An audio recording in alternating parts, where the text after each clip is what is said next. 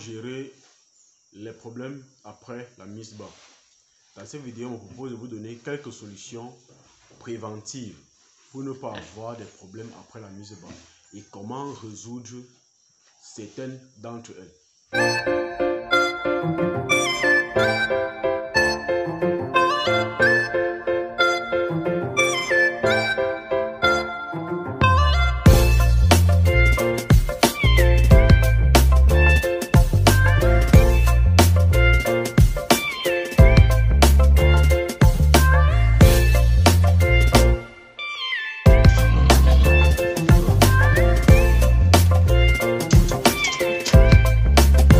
Moi, c'est Simon Clovis, jeune entrepreneur agropastoral, éleveur de porcs et de lapins.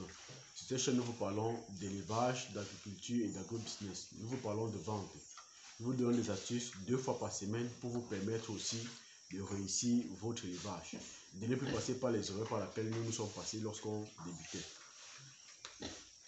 Alors, généralement, lorsque on croise une truie, généralement, il arrive qu'à la mise bas, soit on a des monnaies, soit on a de la truie qui meurt, soit on a des parturitions. Donc la vulve de la truie enfle tellement qu'il n'y a pas moyen. Alors, comment faire pour éviter que tout cela n'arrive? Comment gérer une bonne mise bas? La première solution lorsque vous croisez votre truie, c'est d'éviter de trop la malmener. Ça, c'est la première des choses à faire. D'éviter de la dépasser de loge en loge, d'éviter qu'elle ne se bagarre avec les autres truies. Donc même si vous faites la gestation en groupe, il faut donner suffisamment l'aliment afin que les truies ne puissent pas bagarrer entre elles. Parce que lorsqu'ils bagarrent entre elles, il y a des risques de mort qui peuvent à la mise bas causer de sérieuses complications. Donc ça, c'est d'abord les points qu'il faut savoir. Donc évitez de bousculer la truie. Évitez que les truies ne se bagarrent. Évitez vous-même de bousculer la truie parce qu'il y a des éleveurs, quand ils élèvent des truies, ils les tapent à coups de bâton. C'est strictement interdit pour une truie enceinte. La truie enceinte est un peu comme une femme enceinte. On ne bouscule pas les femmes enceintes, on ne la brutalise pas parce que rien que le fait qu'elle monte sur la moto et qu'il y a des secousses, il y a de fortes chances qu'elle puisse perdre son enfant. Donc c'est un peu ça aussi avec une truie gestante. Le deuxième point, c'est de donner une alimentation qui va répondre aux besoins de gestation. Lorsque cette alimentation est bien faite, ça permet que la truie se reconstitue bien.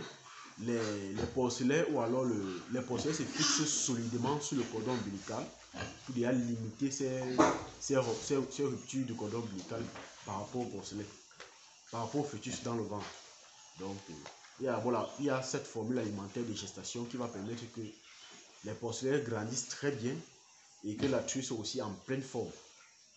Il y a des soins qu'on va administrer pendant la gestation qui va toujours réduire les risques de mauvaise mise bas à la fin, comme la vitamine, comme le fer et comme ça d'autres produits qu'on partage régulièrement dans notre groupe Telegram pour vous permettre d'être aussi assez performant dans votre production d'élevage.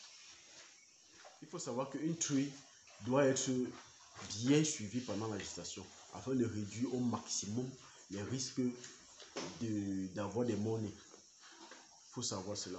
Donc, hormis de l'alimentation qui doit répondre à ses besoins de gestation, il y a les soins qu'on doit lui administrer. Il y a les soins qu'on doit lui administrer. Après tout cela, lors de la mise bas, il y a des gens qui injectent l'oxytocine avant que la mise bas ne commence. C'est interdit. C'est interdit. L'oxytocine s'injecte après la mise bas et s'il y a des cas de difficulté de mise bas. Parce que l'oxytocine vient augmenter les contractions. Il y a des éleveurs qui injectent avant et ça crée des dilatations de la vulve. Une dilatation exagérée de la vulve. Donc il faut faire vraiment attention avec ce produit. Il faut faire vraiment attention avec. Et aussi, lorsque la truie fait une mise bas et qu'il y a des porcelets qui restent dans le ventre, tant que vous ne jetez pas ces porcelets, ils vont mourir. Si vous avez bien suivi votre gestation et donné tous les produits nécessaires à rendre la truie performante, il y a de fortes chances qu'elle retire tout cela elle-même. Il y a de fortes chances que tous ces porcelets, même morts dans le ventre, puissent sortir seuls. Mais si vous n'avez pas bien suivi votre truie, il y a de fortes chances que vous soyez obligé d'envoyer la main dans le ventre de la truie par son utérus ou par sa vulve pour pouvoir extraire tous ces cadavres de porcelaine. Sinon, même votre truie, vous allez les perdre.